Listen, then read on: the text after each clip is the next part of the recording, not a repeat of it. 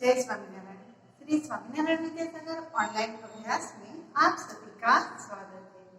बच्चों, हमने पहले के दास में विराम चिन्हों के बारे में और कहानी लेखन करते समय कौन कौन सी बातों का ध्यान रखना चाहिए उसके बारे में अभ्यास किया था। आज हम पत्र लेखन के बारे में अभ्यास है वो करने वाले हैं कि पत्र लेखन कैसे किया जाता है, पत्र लेखन करते समय कौन सी बातों का ध्यान रखा जाता है। तो चलो बच्चों, आज हम पत्र लेखन के बारे में अभ्यास करेंगे। पहले है पता और दिनांक।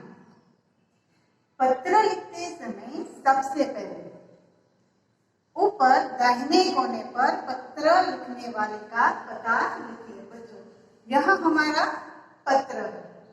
यहाँ पर दाहिने कोने पर हमें हमारा पता है वो लिखना होता है और जिस दिन आप पत्र लिखते हैं उस दिन की दिनांक यानी कि उस दिन की डेट, तारीख है वो हमें लिखनी होती है। तो पत्र लिखते समय सबसे ऊपर दाहिने कोने पर पत्र लिखने वाले का पता लिखें, उसके नीचे दिनांक लिखें। यदि पत्र लेखन के प्रश्न में पता दिया गया हो, आपको क्वेश्चन पेपर है वो दिया जाता है, उसमें कभी कभार ऐसा होता है कि आपको पहले से पता है वो लिखकर ही देते हैं, तो आपको प्रश्न पेपर में जो पता लिखा है वही लिखना होता है, वही पता लिखना चाहिए। यानी कि खास याद रखना कि पत्र जब हम लिखते हैं तो सबसे ऊपर दाहिने कोने पर हमें हमारा पता है वो लिखना होता है और जिस दिन आप पत्र लिखते हैं उस दिन की दिनांक है वो लिखनी होती है। आप हिंदी पत्र लिखते हैं तो दिनांक है वो या तो हिंदी अंकों में और या अंग्रेजी अंकों में लिखना बहुत ही आवश्यक है। उसके बाद है संबोधन। तो संबोधन है वो अलग अलग प्रकार के होते हैं और साथ में है अभिवादन। तो बच्चों, घरेलू पत्र में, व्यावसायिक पत्र में और कार्यालय पत्र में संबोधन और अभिवादन है वो अलग अलग तरह के होते हैं। तो पहले हम घरेलू पत्र, उसमें कैसा होता है वह देखेंगे। जिसके नाम पत्र लिखा जाता है उसके साथ पत्र लेखक के संबंध के अनुसार पाई और संबोधन लिखा जाता है। बच्चों, पाई और है वो हमें संबोधन है वो लिखना होता है। अब हम देखेंगे कि संबोधन में क्या आएगा। तो यदि हम हमारे पिताजी को पत्र लिखते हैं, हमारे मित्रों को पत्र लिखते हैं, तो उसके लिए अलग अलग संबोधन है वो होता है। जैसे कि यदि हम पिताजी को पत्र लिखते हैं तो संबोधन क्या होगा? पूज्य पिताजी। यदि हम हमारी माता को पत्र लिखते हैं तो पूज्य माता जी। यदि हमारे गुरुदेव को पत्र लिखते हैं तो पूज्य गुरुदेव।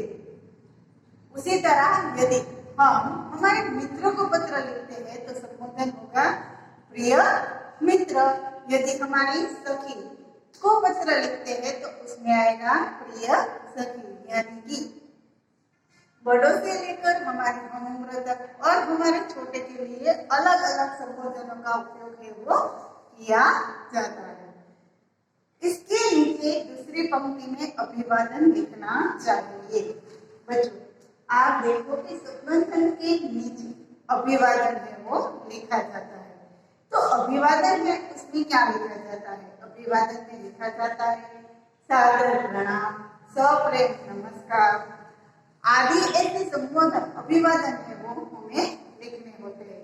बच्चों, यदि हम पिता, मामा, चाचा, गुरु आदि को पत्र लिखते हैं तो संबोधन होगा पूज्य पिताजी और अभिवादन होगा सादर प्रणाम या सादर चरण स्पर्श। यदि हम अपने बड़े भाई बहन को पत्र लिखते हैं तो आदरणीय बड़े भैया या आदरणीय बड़ी बहन ऐसा संबोधन होगा और अभिवादन होगा सादर प्रणाम या सादर नमस्कार। यदि हम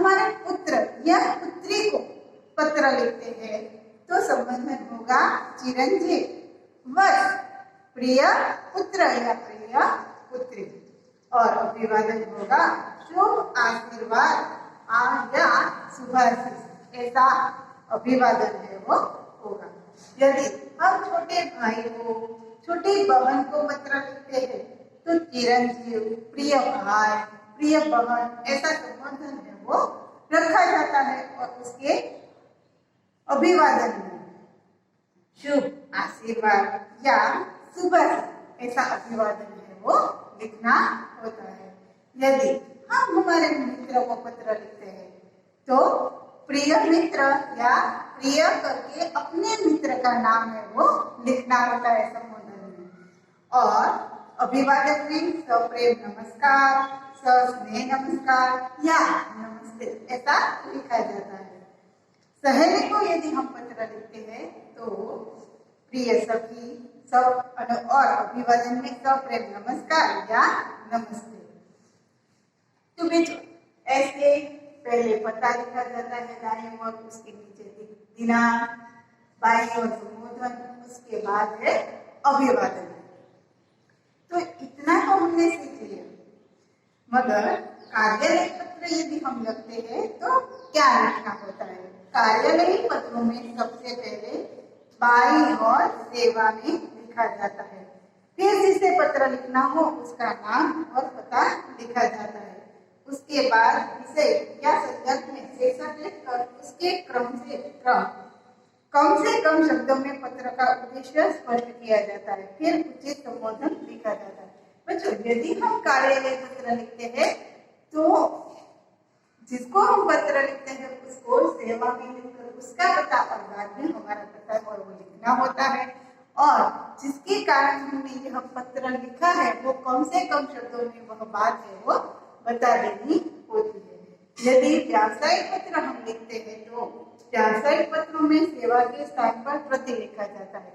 जब हम कार्यालय पत्र लिखते हैं तो सेवा में लिखते हैं, मगर हम व्यावसायिक हमारे धंधे के लिए कोई पत्र लिखते हैं तो उसमें प्रति लिखा जाता है। शेष भाग कार्यालय पत्रों के समान ही होता है, यानी कि जैसे हम कार्यालय पत्र लिखते हैं वैसे ही व्यावसायिक पत्र भी लिखा जाता है, मगर कार्यालय पत्रों में हम सेवा में लिखते हैं, उसके बजाय व्यावसायिक पत्र में प्रति लिखना होता है। उसके बाद है पत्र का मध्य भाग।